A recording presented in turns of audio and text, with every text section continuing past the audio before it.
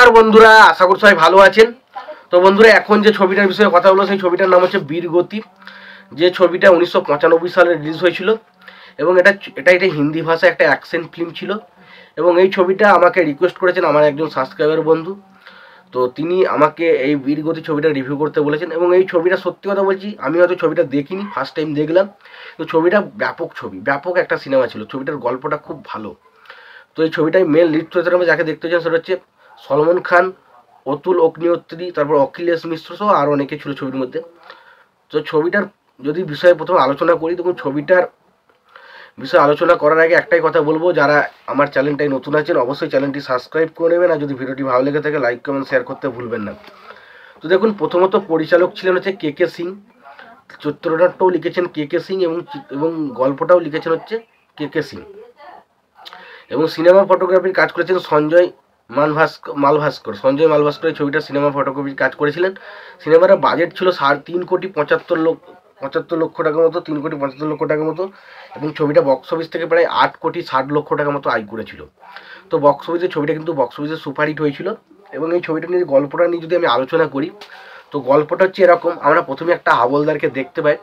সে একটা নর্দমার পাশে একটা ছেলেকে সে কুড়িয়ে পায় এবং সেই ছেলেটাকে সে নিয়ে আসে। এবং সেই সময় পতিতালয় মানে বুঝতে পেরেছেন, সেখানে সে পতিতালয়ের একজনের একটা ছেলে হয় এবং সেই ছেলেটাকেও সেই ছেলেটাকে সে শিক্ষিত করতে চায়। তো সেই কারণে সে হাবলদারটাকে বলে সেই ছেলেটাকে নিয়ে নিতে এবং তাকে তার বাবার পরিচয় দিতে।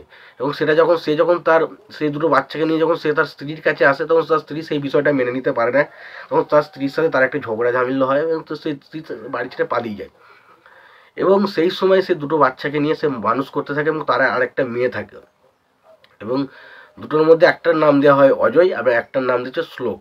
অজয়ের ক্যারেক্টারটা প্লে করে অবশ্যই আমাদের সলমন খান এবং শ্লোকের ক্যারেক্টারটা প্লে করে অতুল অগ্নিহোত্রী। এবং দুজনাকেই পড়াশোনায় ভর্তি করানো হলে দুজনের মধ্যে অতুল অগ্নিহোত্রীর ক্যারেক্টারটা কিন্তু পড়াশোনায় খুবই ভালো হয়, সে খুব ভালো মন দিয়ে পড়াশোনা করে। বাট অজয়ের ক্যারেক্টারটা একটা জুয়ারি ক্যারেক্টারে পরিণত হয়। সে সবসময় জুয়া খেলে, এইসব ব্যস্ত করে, অ্যাকশন করে, এইসব সমস্ত বিষয় নিয়ে সে ব্যস্ত থাকে ছবির মধ্যে। এবং আমরা দেখতে পাই সেই সময় হাবলদারের যে একটা মেয়ে থাকবে, সেই মেয়েটাকে কিছু ভিলেনরা গিয়ে তুলে নিয়ে চলে যায়। এবং সেই সময় ভিলেনরা তুলে নিয়ে যাওয়ার পর তাকে উঠিয়ে নিয়ে যাওয়া, তাকে হত্যা করে। এবং সেই হত্যার প্রতিশোধ অজয় কীভাবে নেয় সেটা হচ্ছে সিনেমার বিষয়বস্তু। এবং অজয় পুরো এই সমস্ত সমাজ বা দুর্নীতিকে প্রচণ্ড ঘৃণা করে, তার কারণ তার মতে যে সমাজের সবাই খুব খারাপ এরকম একটা ক্যারেক্টার কিন্তু অজয় ক্যারেক্টারটা প্লে করবে। এবং সে প্রথম থেকেই একটা অন্যরকম মেন্টালিটি, অন্যরকম মাইন্ডসেটে কিন্তু কাজ করবে ছবিটার মধ্যে। সেখানে সলমন খান অসাধারণ পারফরমেন্স করেছে। সলমন খানের অ্যাকশন বলি, বডি স্টাইল, প্রত্যেকটা জায়গায় কিন্তু ব্যাপক ছিল।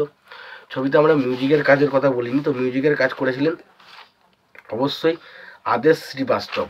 এবং এই ছবির গানগুলো কিন্তু বেশ ভালো ছিল। কুমার শানু এই ছবিতে মোটামুটি 3-4টে মতো গান লিখেছিল, তবে গানগুলো কিন্তু বেশ ভালো ছিল। ছবিতে অ্যাকশন সিন ব্যাপক, পাশাপাশি এখানে যে সম্পর্কগুলো দেখানো হয়েছে না, একটা ভাইয়ের সাথে ভাইয়ের সম্পর্ক, তারপর ধরুন এই যে পতিতালয়ের যে বিষয়গুলো যেভাবে তুলে ধরা হয়েছে ছবির মধ্যে, সেটা সত্যি ব্যাপক।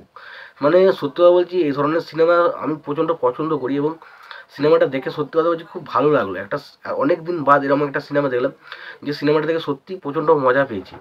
এবং আমি জানি না এই বীরগতি বলে এই সিনেমাটা নিয়ে খুব একটা আলোচনা হয় না, বাট এই ছবিটা সত্যি একটা ভালো আউটস্ট্যান্ডিং সিনেমা। এই সিনেমাটার মধ্যে সব কিছু রয়েছে, অ্যাকশন রয়েছে, ভালো রোম্যান্স রয়েছে, গান রয়েছে, তারপরে ধরুন সমস্ত কিছুটা রয়েছে ছবির মধ্যে, যেটা একটা কমার্শিয়াল ছবির মধ্যে থাকা দরকার, সেই সমস্ত জিনিস কিন্তু ছবির মধ্যে রয়েছে।